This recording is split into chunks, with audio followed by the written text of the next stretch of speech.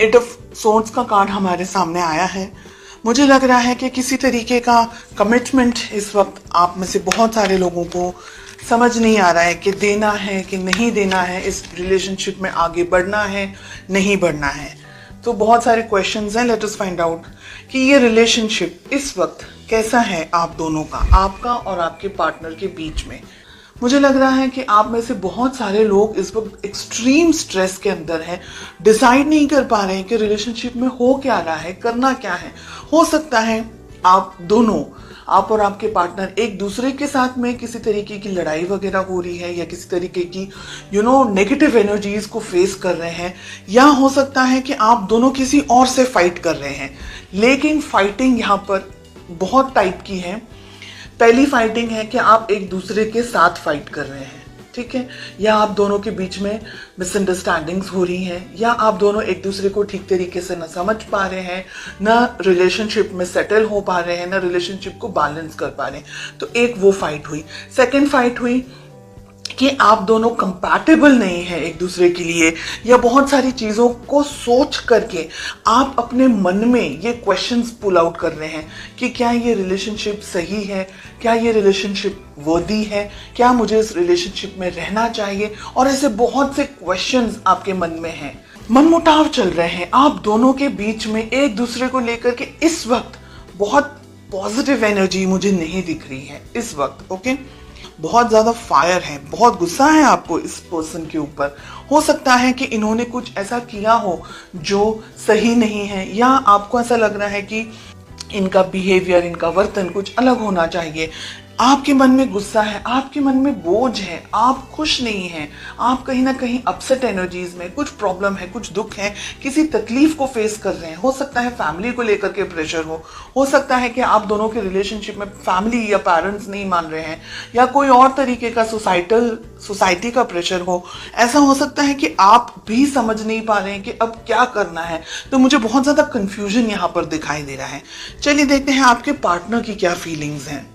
उनके मन में है एस ऑफ कप्स, बहुत ही प्यारा। उनको शुरुआत करनी है इस रिलेशनशिप की, फिर से आपके साथ में आगे बढ़ना चाहते हैं, आपके साथ एक रिलेशनशिप वो देख रहे हैं। हालांकि कंफ्यूजन मुझे आपकी तरफ से ज्यादा दिखाई दे रहा है।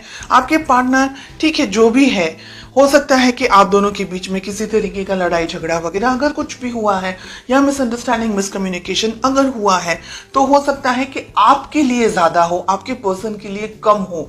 बिकॉज उनके मन में तो एस ऑफ कप से प्यार है, मोहब्बत है, रिलेशनशिप को आगे बढ़ाना चाह रहे हैं, नेक्स्ट लेवल पर लेकर जाना चाह रहे हैं। क्वीन ऑफ वॉन्ड्स, कोई लेडी हो सकती है, कोई फेमिनिन एनर्जी हो सकती है आप दोनों के रिलेशनशिप के बीच में। हो सकता है कि कोई डोमिनेट कर रहा हो आप दोनों के रिलेशनशिप को। हो सकता है कि आपके पर्सन को कोई डोमिनेट कर रहा हो, या आपको कोई डोमिनेट कर रहा हो। कोई मदर हो सकती है आपकी, उनकी, कोई ऐसे उम्र लायक व्यक्ति हो सकते हैं, पेरेंट्स हो सकते हैं, सोसाइटी हो सकती है, फाइनेंसेस को लेकर के स्ट्रेस हो सकता है। तो बहुत कुछ ऐसा है जो डोमिनेट कर रहा है, कुछ ऐसा है जो आप दोनों के रिलेशनशिप में आपको आगे बढ़ने नहीं दे रहा है। चैरियट, वाओ, बहुत ही प्यारा कार्ड है।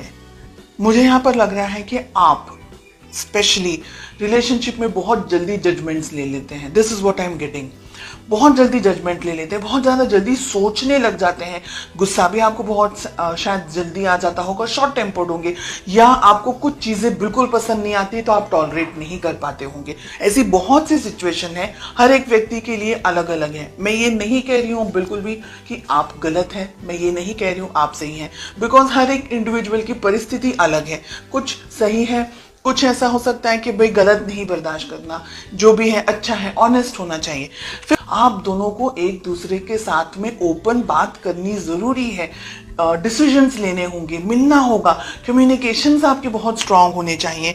आप दोनों देखिए, हर एक रिलेशनशिप में, चाहे आप वो कोई भी रिलेशनशिप ले ले, मदर डॉटर ले ले, फादर डॉटर ले ले, सन ले ले, सिबलिंग्स ले ले, स्पाउस हस्बैंड वाइफ ले ले, फ्रेंड्स का ले ले, है ना, कोई भी रिलेशनशिप आप ले लें, हर एक रिलेशनशिप में उतार चढ़ाव आते रहते हैं। No relationship is 100% perfect and no relationship is कि भाई कोई झगड़ा ही नहीं हो रहा है। जिन रिलेशनशिप्स में बिल्कुल भी लड़ाई झगड़े नहीं होते वो 100% कॉम्प्रोमाइजेस पे चल रहे होते हैं और वो एक ही लेवल तक चलते हैं, उसके बाद में वो रिलेशनशिप नहीं बढ़ते।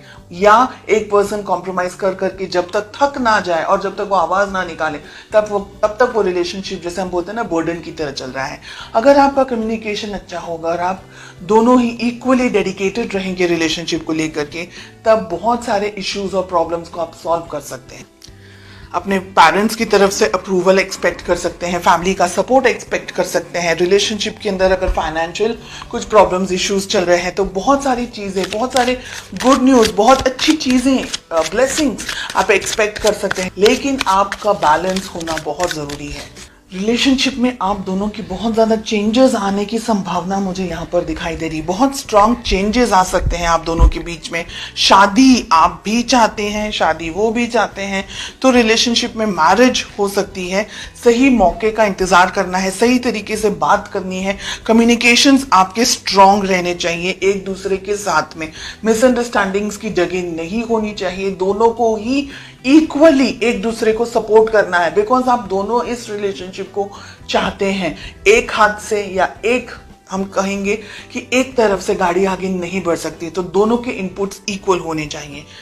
थोड़ा आपको दोनों को एक दूसरे के साथ टाइम स्पेंड करने की जरूरत है, बैठकर बात करने की जरूरत है, क्या सही है क्या गलत है, क्या किस तरीके से आप रिलेशनशिप को बढ़ा सकते हैं, आगे उसको ग्रो कर सकते हैं, एक दूसरे की जिंदगी में और ज्यादा हैप्पीनेस और ज्यादा पीस लेकर के आ सकते हैं।